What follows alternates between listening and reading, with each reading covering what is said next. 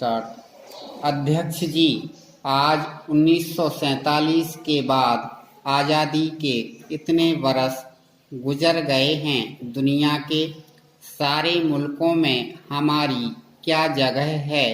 दुनिया के सारे मुल्कों में हमारी क्या पहचान है? हम कहाँ खड़े हैं? दुनिया के 100% गरीबों में हिंदुस्तान का नंबर पहले दर्जे पर है।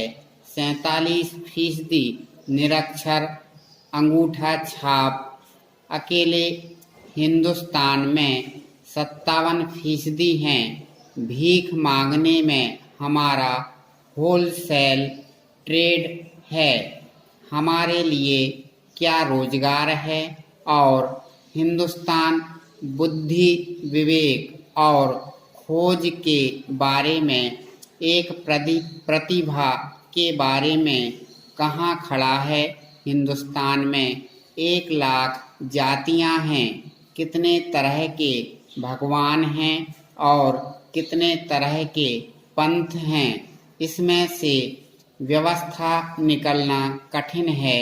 आज़ादी के दौर को हमने पार किया, उस समय भी हालत वही थी और आज भी हम जहाँ के तहाँ खड़े हुए हैं। आज के इस अविश्वास प्रस्ताव में हिंदुस्तान के 87 करोड़ लोगों की त्रासदी, बेबसी, जिल्लत और लाचारी का जिक्र नहीं है। हजारों वर्षों की त्रासदी के बाद यह राष्ट्र हमको मिला है। यह आज़ादी हमको मिली है। हमारी जिम्मेदारी है कि कोई ऐसी हरकत ना हो जाए जिससे बाद में परेशानी हो। आज़ादी हमारे आचरण से खतरे में ना चली जाए। मैं ज़्यादा सोचता हूँ जितना ज़्यादा जुल्म हिंदुस्तान में है, दुनिया में कहीं नहीं है। हिंदुस्तान की संस्कृति और तहजीब में सबसे ज़्यादा नतीजे वाली कोई चीज़ है तो वह जाति व्यवस्था है। जुल्म का सिलसिला पुराना है।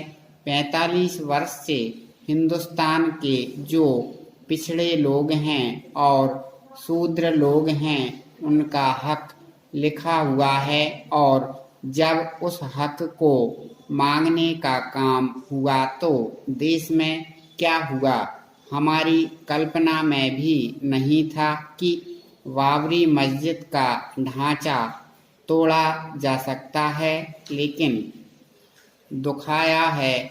और आज हम उनसे मिलकर उनकी निगाहों में निगाह डालकर बात नहीं कर पा रहे हैं।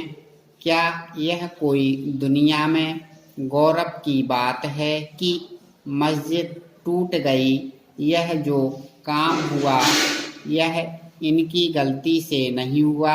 भारतीय जनता पार्टी के लोगों को छोड़कर सब लोगों ने NIC में प्रधानमंत्री को ताकत दी कि आप मजबूत रहो और जो कार्यवाही कांग्रेस सरकार की थी, नरसिम्हा राव जी चले जाएं, यह बात हमने कही है। लेकिन इस कांग्रेस पार्टी को मैं बिल्कुल बरी नहीं करता।